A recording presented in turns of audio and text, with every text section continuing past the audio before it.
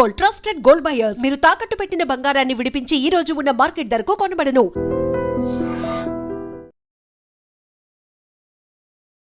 చేప గుడ్డు తెచ్చాను.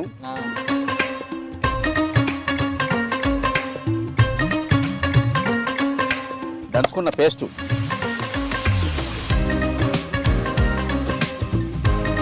బాగా పొడి పొడి అవుతుంది. ఇది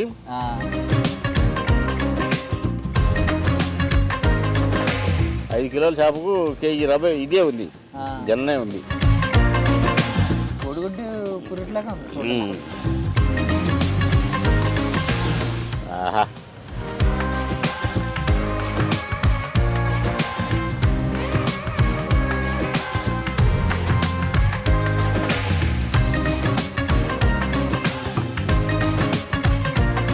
అదిరిపోయింది. అబ్బా అబ్బా అబ్బా.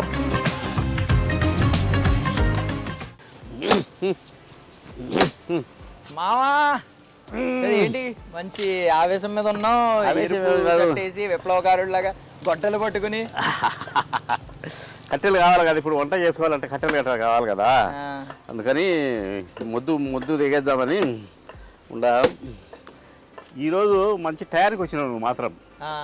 ఈరోజు నీకు ఒక స్పెషల్ ఐటెం పెడతా, దాని గురించి చెప్తా. అందరూ అది విని ఎడ్యుకేట్ కావాలి. ఉండు, ఈ ముద్దు దానికి పోదాము.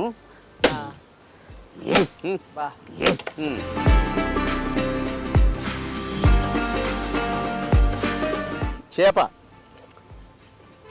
గుడ్డు ఉంటుంది కదా, దాన్ని జన అంటారు.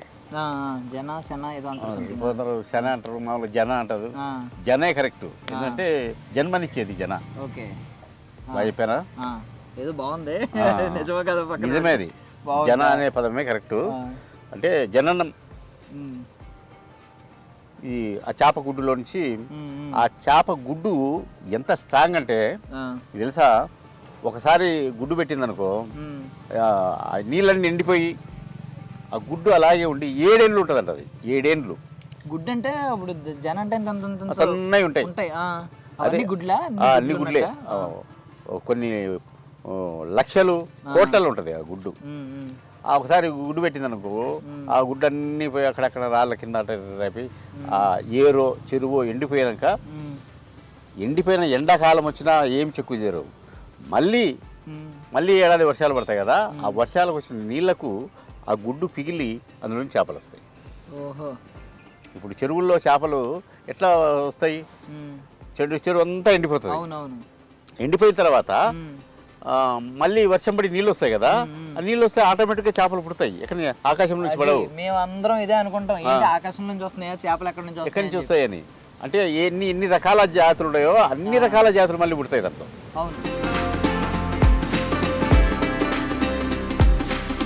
పెంపుడు చేపలు ఉన్నాయి కానీ ఆ కాలంలో న్యాచురల్గా పడేటి చేపలు.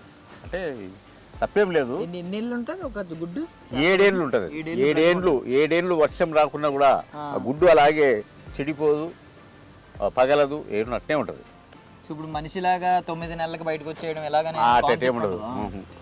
ఈ సంవత్సరం గుడ్డు పెట్టింది అనుకో, వచ్చే సంవత్సరం ఖచ్చితంగా ఉంటాయి కదా. మా ఏట్లో అయితే ఒక 7 ఏళ్ళు వర్షాలు లేవు. 7 ఏళ్ల తర్వాత వర్షాలు పుట్టినప్పుడు చేపల్లో పిల్లలు పుట్టినాయి. ఏంటని చెప్తే మా పెద్దలు చెప్పిండ్రు, చేప గుడ్డు 7 ఏళ్ళు ఉంటుందని.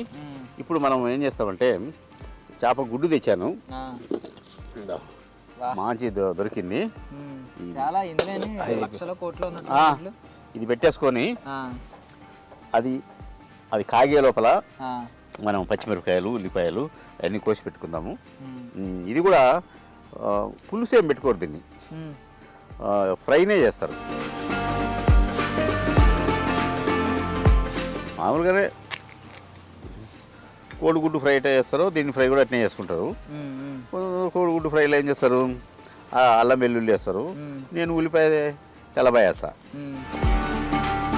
ఎడ్యుకేట్ చేయబోతున్నాను చాలా మందికి అది చెప్తా. ఏంటంటే చేప గుడ్డు గురించి చెప్పుకోవాలి.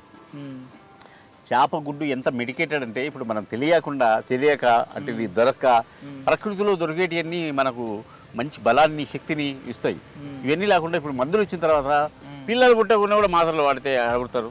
అది న్యాచురల్గా చిన్నప్పటి నుంచి మనం తినే తిండిలో, పౌష్టికాహారంలో, బలమైన ఆహారంలో, మన రకరకాల మన ప్రకృతిలో ఉన్న చేపలు మాంసకృతులు ఉండేవి పుట్టగొడుగులు ఇట్లాంటివన్నీ తినాలి. అవి తినకుండా చిన్నప్పటి నుంచి బర్గర్లు పిజ్జాలు ఏంటంటే మనిషిలో ఉండే సహజ లక్షణాలన్నీ పోతున్నాయి అన్నమాట. ఈ చేప గుడ్డు ఏం చేస్తుందంటే ఈ దీంట్లో ఉండే గొప్ప విశేషం ఏంటంటే శుక్రకణాలు పెంపొందే విధంగా చేస్తుంది. ఈ చేప గుడ్డు తినడం వల్ల ఎవరికైతే శుక్రకణాల లేమి అంటే మనం పునర్జన్మ ఇవ్వడానికి దాంట్లో కౌంటింగ్ అంటారు, ఎగ్ కౌంటింగ్ అని. ఆ ఎగ్ కౌంటింగ్ ఈ ఎగ్గు తింటే పెరుగుతుంది మొగాళ్ళలో. శాస్త్రోక్తంగా చాలామందికి జరిగినాయి. నేనే చాలామందికి సజెస్ట్ చేస్తే వాళ్ళు చెప్పారు నువ్వు చెప్పినాక మాకు గర్భం నిలబడింది అంటే మగాళ్ళు తినడం వల్ల. ఆడవాళ్ళ సంగతి మనకు తెలియదు కానీ ఆడవాళ్ళకైనా మొగాళ్ళకైనా కూడా ఇది సహజ సిద్ధంగా దొరికే చేప గుడ్డు కాబట్టి ఈ గుడ్డు ద్వారా శుక్రకణాలు పెరిగి అంటే ఏదో మునక్కాయ తింటే అవన్నీ శాస్త్రోక్తమైనట్టు కాదు. మునక్కాయ పొడుగుందని భారతీయ రాజా సినిమాలో పెట్టాడు. అట్లా ఏం కాదు కానీ మామూలుగా సృష్టి కార్యం అనేది అదొక ఫీల్డ్. ఫిజికల్గా 50% ఉంటే మెంటల్గా 50% ఉంటుంది. కాబట్టి ఇది అయితే నేను ప్రాక్టికల్గా చూశాను కాబట్టి నీకు నేను చెప్తా ఉన్నా. ఇప్పుడు ఇలా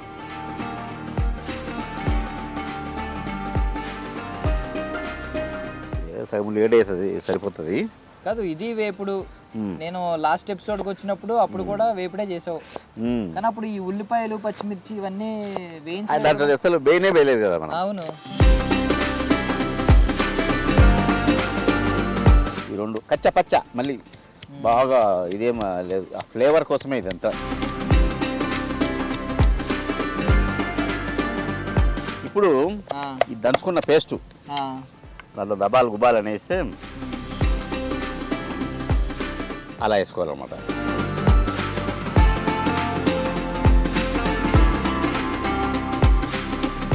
టెక్నిక్ చూడు, మనకు మంట భలే సహకరిస్తుంది.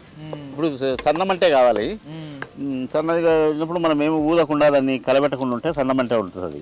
ఇప్పుడు ఊరుగొట్టం తీసుకుని ఊదితే సో ఇవి ఉల్లిపాయలు అవి వేపుకున్నప్పుడు మాత్రం సన్నమంట పెట్టుకోవాలి. సన్నమంట పెట్టుకోవాలి. ఎక్కువ అంటే ఇక్కడ మనం మిక్సీలు అట్లా ఏం లేవు కదా, లేవు కాబట్టి మనం అంతా బ్యాలెన్స్ చేసుకోవాలి. తర్వాత ఇట్లా పసుపు,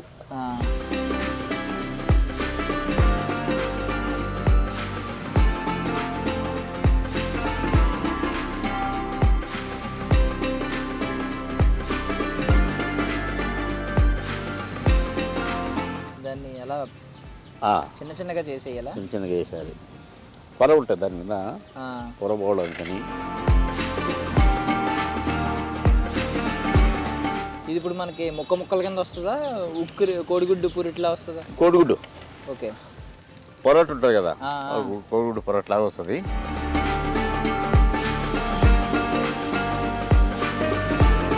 బాగా పొడి పొడి అవుతుంది ఇది, చూస్తూ ఉండు. అట్లా ఉంటాయన్నమాట. ఏం చెప్తున్నా అంటుండవు, అట్లా ఉంటాయని చెప్తున్నా. మాకు ఒక ఆయన, మా గురువు ఒక ఆయన ఉండేవాడు. నేను అప్పుడు ఒక ఏదో మిషనరీ హాస్టల్లో పనిచేసేవాడిని ఆయన దగ్గర. ఆయనకు బాగా అప్పులు చేసిండు ఆయన. అప్పులు చేసి ఆ టయానికల్లా వచ్చి అన్ని కథలు చెప్తా ఉంటాడు.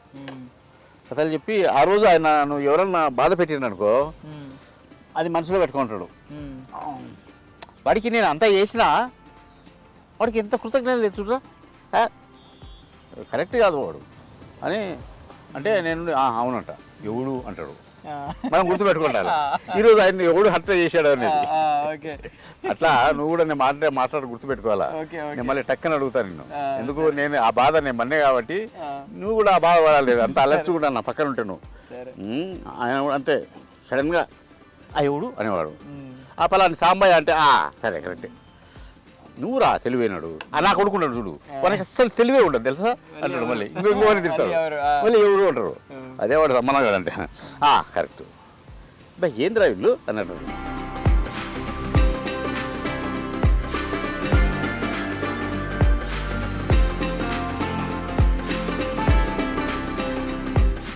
కొంచెం ఎక్కువసేపు పట్టేలా ఉంది కదా మా టైం. అంతా అది తడంతా పీల్చుకోవాలి, ఫ్రై కావాలి కదా.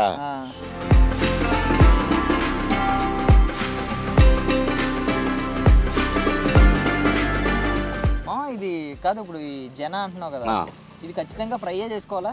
ఫ్రై చేసుకుంటారు మామూలుగా. మా అమ్మ ఏం చేసేదంటే, అప్పుడు మేము ఏటికి పోయి చేపలు పట్టుకుని వస్తే కోడి గుడ్లో ఇది గుడ్డు ఉంటుంది కదా, చేప గుడ్డు. చేప గుడ్డులో అంతా ఒక్కొక్కసారి కొరమేంట్లో వాటికైతే కొంచెమే ఉంటుంది. ఈ రవా చేప కదా, కొరమేంట్లో కొంచెం ఉంటుంది. అందుకని ఓ బట్టలో కట్టి కూరలో వేసేది, కూర డిస్టర్బ్ కాకుండా. ఇది ఉడుకుతుంది, అది ఉడుకుతుంది, చిన్న కలిసిపోకుండా బట్టలో కొట్టి వేసేది అనమాట.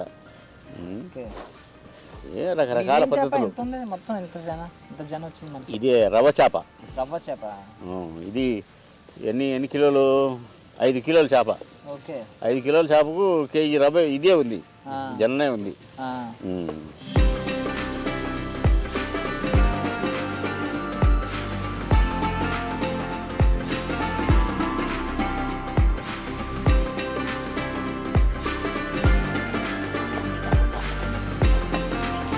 మాడకుండా చూసుకోవాలి. ఇది ఇలా అంటుకుపోతూ ఉంటుంది. మంట ఎక్కువైంది కదా, అరోమా ఇరోమా రావడం లేదా? వస్తుంది ఆల్రెడీ అరోమా అని. అరోమా ఖుష్బు. హిందీ మాటలు బాగుంటాయబ్బా, హిందీ మాటలు కూడా బాగానే ఉంటాయి. అర్థం కావాలి, అయితే అర్థమైతే అన్నీ బాగానే ఉంటాయి. ఇంకా పొడి కావాలి. కలబెడతాను ఉండదు, ఇది చాలా పెద్ద పని. ఇది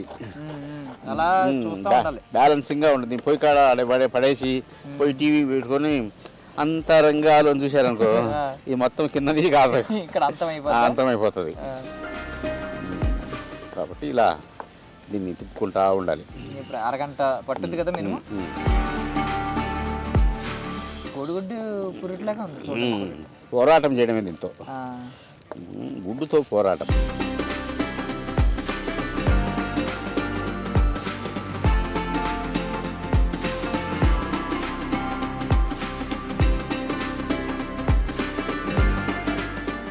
దీంట్లో కొంచెం నీసు వాసన ఉంది అనుకో, అది మొత్తం పోతుంది.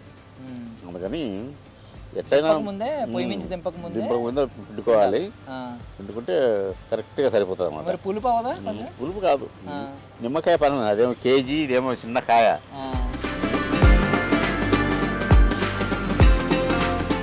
ఆహా, ఇది కథ. ఆల్రెడీ అదిరిపోయింది.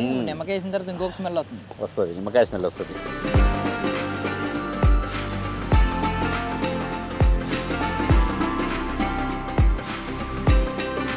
దీన్ని మార్చుకోవడం అంటారు, వేయించుకోవడం కాదు, మార్చుకోవడం. మేము ఎవరు వచ్చినా ఇలా వంట చేసి పెడతావు. అసలు ఎవరిని ఇంత కూడా మేము ఎవరైనా సహాయం చేయకపోయినా నీకు నువ్వే అన్ని చేసేస్తాం. ఎక్కడ నీకు బోర్ కొట్టడం బాగా ఇష్టము. అది కాక so many cooks spoil the dish అని ఒక ఇంగ్లీష్ సామెత ఉంది. బాగానే పలికినా, నేను పెద్ద చదువుకోలేదు కానీ ఏదో మోహన్ బాబు గారిలో బాగానే పలికినా. బ్రదర్ అని అన్నట్టు, ఎందుకు చెప్పారు మీరు అని. నేను మిమిక్రీ చేసేవాళ్ళే అప్పుడు మంచి వయసులో. అప్పుడు ఏదన్నా చెప్తే అట్లా దిగుతుంది అనమాట. ఇప్పుడు ఫైనల్ టచ్అప్, గార్నిషింగ్ అన్నీ వేసి ఇట్లా కొత్తిమీర. ఇప్పుడు ఇట్లా కొత్తిమీర వేసుకోవాలి, గార్నిషింగ్ లాగా. కొత్తిమీర ఓన్లీ వాసన గురించేనా? వాసన మంచి ఫ్లేవర్ వస్తుంది. కొత్తిమీర ఆరోగ్యానికి కూడా మంచిది కదా. అది మిస్టర్ డానియల్. ఏంటి లాభాలేంటి కొత్తిమీర వల్ల అన్నీ లాభాలే. నాకు తెలిసే చెప్తాను, నీకు తెలియకుండా చెప్తావు. లాభం అని తెలుసు.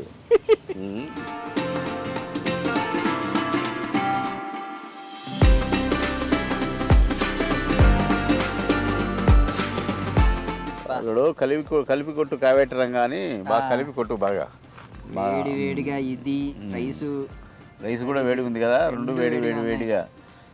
వాతావరణం మాత్రం కూల్గా ఉంది. కూల్ వాతావరణంలో వేడి వేడిగా తింటే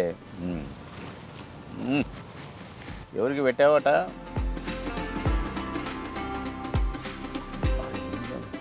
ఏమంటున్నారు? అదిరిపోయింది. అబ్బా అబ్బా అబ్బా అబ్బా అబ్బా.